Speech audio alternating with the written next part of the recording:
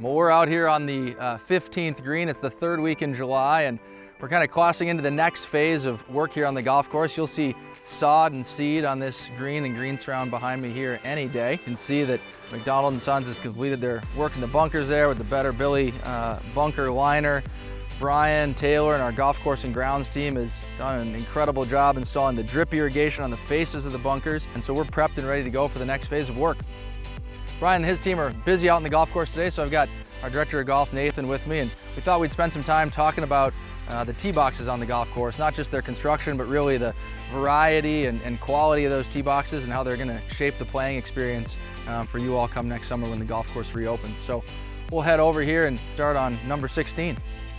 So we're here on the new 16, really the only Andrew Green original on the golf course here, and you see the tees behind us have shifted from where they sat relatively close to 15 green to down by the water.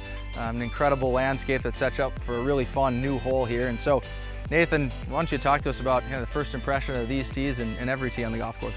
Well, I loved what you said there, Joel, as first impression. The tee box is your first impression to each golf hole. So we think about quality and detail, and one of the things that has been so inspiring, frankly, has been watching the team at McDonald & Sons and the attention to detail, the specificity of their work when building these tee boxes has just been admirable, really first class. Yeah, what I think is really fascinating here is we kind of head down to the second box on 16. You know, when Ross was originally building golf holes 100 years ago, they didn't have the ability to move the land like they do today due to the lack of equipment. And so Ross would look for high points and hills on different properties and really just cut the top off to make his tees. And I know Andrew's trying to replicate some of that feel here. Yeah, I mean, it's one of the things that Ross was really known so well for was the way he used the land. And Andrew, really when he's thinking about the architecture of each hole, he's really mindful of all levels of golfers,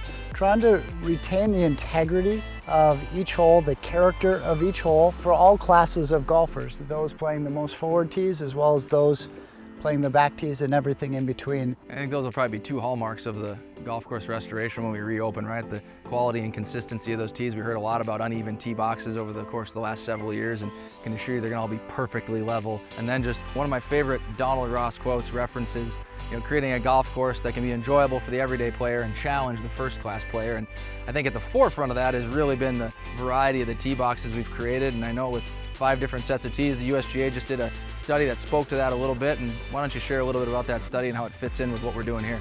The USGA, in concert with the PGA and a few other allied associations, are wrapping up a study called the Best Tees. And really the premise behind identifying what is the best tee for each golfer is with the principal goal of enhancing the golfer experience. We think about marrying that with what we're doing here at Interlachen. Our most forward set of tees went a touch forward. Our back tees went a little bit further back.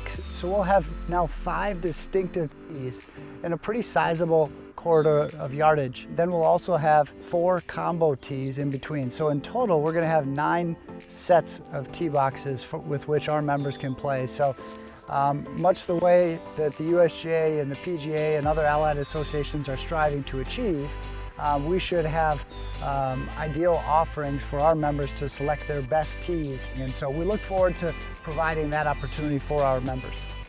I think that's the best part about this project and what we spoke about today. Having watched Andrew from the design process all the way through construction here in terms of how he thinks about the golf experience from each of those sets of tees.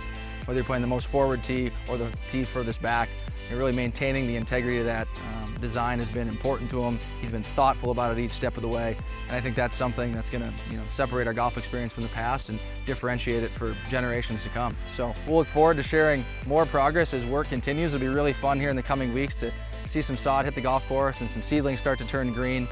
So stay tuned and we'll look forward to being back out here with you soon.